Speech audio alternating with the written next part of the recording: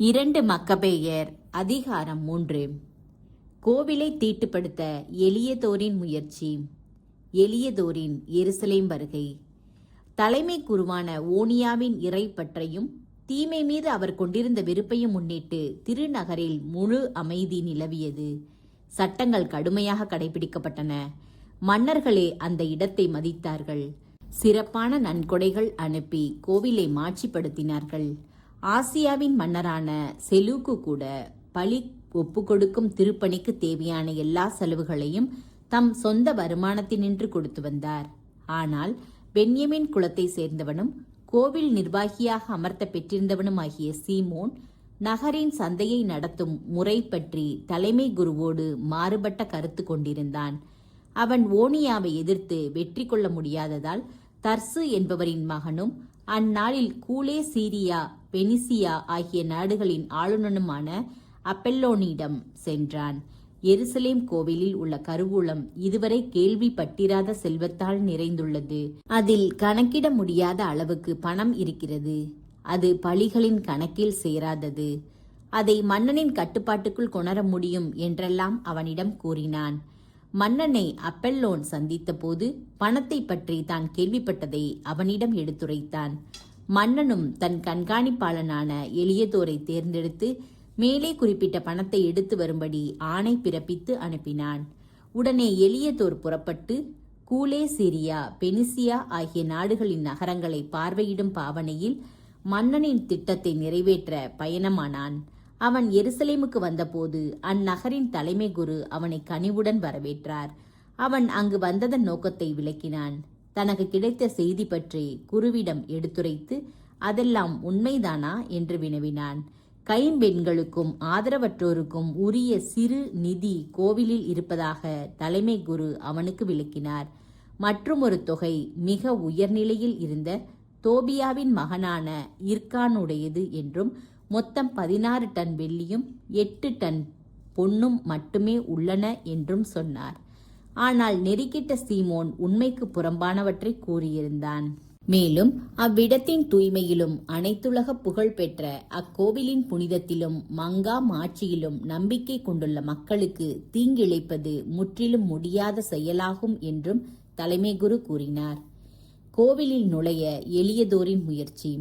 எலியதோர் தான் மன்னனிடமிருந்து பெற்றிருந்த ஆணையின் பொருட்டு அந்த பணம் மன்னனின் கருவூலத்திற்காக எப்படியாவது பறிமுதல் செய்யப்பட வேண்டும் என்று கூறினான். ஆகவே தான் குறித்த ஒரு நாளில் நிதி நிலைமையை ஆராய்ந்தறியும் பொருட்டு கோவிலுக்குள் சென்றான். நகர் முழுவதும் பெரும் துயரில் ஆழ்ந்தது. குருக்கள் தங்கள் குருத்துவ உடைகளோடு பலிபீடத்தின் முன் நெடுஞ்சான் கிடையாக விழுந்தார்கள். நிதி பற்றி விதிமுறைகளை கொடுத்திருந்த விண்ணக இறைவனை துணைக்கு அழைத்தார்கள். நிதியை சேமித்து வைத்திருந்தவர்கள் பொருட்டு அதனை காப்பாற்றும்படி மன்றாடினார்கள். தலைமை குருவின் தோற்றத்தை பார்த்தபோது மனம் புண்பட்டது. அவருடைய முகத் தோற்றமும் நிறமாற்றமும் அவரது மன துயரை வெளிப்படுத்தின. பேரச்சமும் நடுக்கமும் அவரை ஆட்கொள்ள அவரின் உள்ளத்தில் உறைந்திருந்த ஆழ்துயர் காண்போருக்கு தெளிவாயிற்று. தூய இடம் தீட்டுப்படவிருந்ததை அறிந்த மக்கள் பொதுவில் மன்றாட தங்கள் வீடுகளில் இருந்து கூட்டமாக ஓடி வந்தார்கள். பெண்கள் தங்களது மார்புக்கு கீழே சாக்கு உடுத்தியவர்களாய் தெருக்களில் திரளாய் கூடினார்கள். வீட்டை விட்டு வெளியே வரக்கூடாத கன்னி பெண்களுள் சிலர் நகர வாயில்களுக்கும் சிலர் நகர மதில்களுக்கும் ஓடினார்கள். மற்றும் சிலர் பலகனி வழியாக எட்டி பார்த்தார்கள். அவர்கள் அனைவரும் விண்ணகத்தை நோக்கி தங்கள் கைகளை உயர்த்தியவாறு மன்றாடினார்கள். மக்கள் அனைவரும் குப்புற விழுந்து கிடந்ததையும் பெரும் துன்பத்தில் இருந்த தலைமை குருவின் ஏக்கத்தையும் பார்க்க இரங்கத்தக்கதாய் இருந்தது.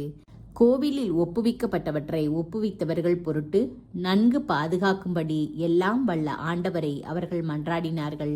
ஆனால் எலியதோர் தனக்கு கொடுக்கப்பட்ட கட்டளையை செயல்படுத்துவதில் முனைந்து நின்றான். எலியதோர் பெற்ற தண்டனை.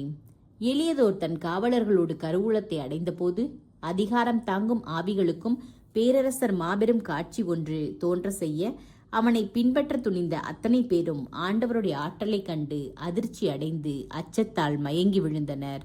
ஏனெனில் அணிமணி பூட்டிய ஒரு குதிரையையும் அதன் மேல் அச்சுறுத்தும் தோற்றமுடைய ஒரு குதிரை வீரனையும் கண்டார்கள். அக்குதிரை எலியதோரை நோக்கி சீற்றத்துடன் பாய்ந்து தன் முன்னங்குழம்புகளால் அவனை தாக்கியது. குதிரை மேல் இருந்தவர்கள் பொன் படைக்கலன்களை அணிந்தவர்களாய் தோன்றினர். மேலும் 2 இளைஞர்கள் அவன் முன் தோன்றினார்கள். அவர்கள் மிக்க வலிமை வாய்ந்தவர்கள், அழகு மிக்கவர்கள், பகட்டான உடை அணிந்தவர்கள். அவர்கள் அவனுக்கு இரு பக்கத்திலும் நின்று கொண்டு தொடர்ந்து சாட்டையால் அவனை அடித்து காயப்படுத்தினார்கள்.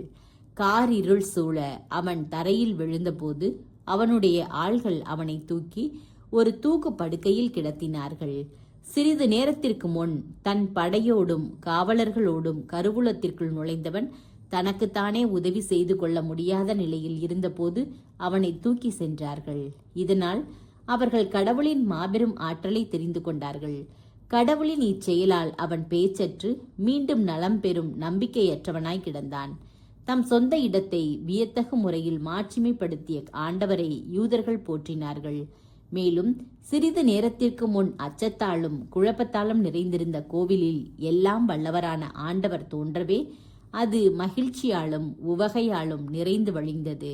உடனே இறக்கும் தருவாயில் இருந்த எளியதோருக்கு உயிர் பிச்சை அளிக்கும்படி உன்னத இறைவனிடம் மன்றாடுமாறு அவனுடைய நண்பர்கள் சிலர் ஓனியாவை கெஞ்சினர்.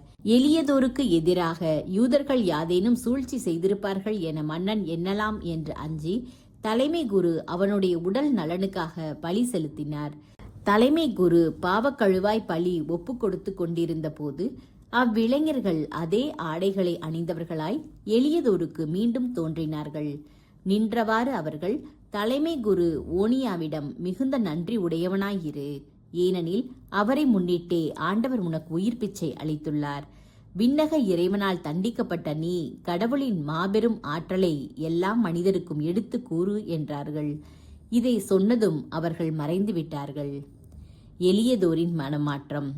அப்பொழுது எளியதோர் ஆண்டவருக்கு பலி செலுத்தியதுமன்றி தன் உயிரை காத்தவருக்கு பெரும் நேர்ச்சைகள் செய்தான். பின் ஓனியாவிடமிருந்து விடை பெற்று கொண்டு தன் படைகளோடு மன்னனிடம் திரும்பி சென்றான்.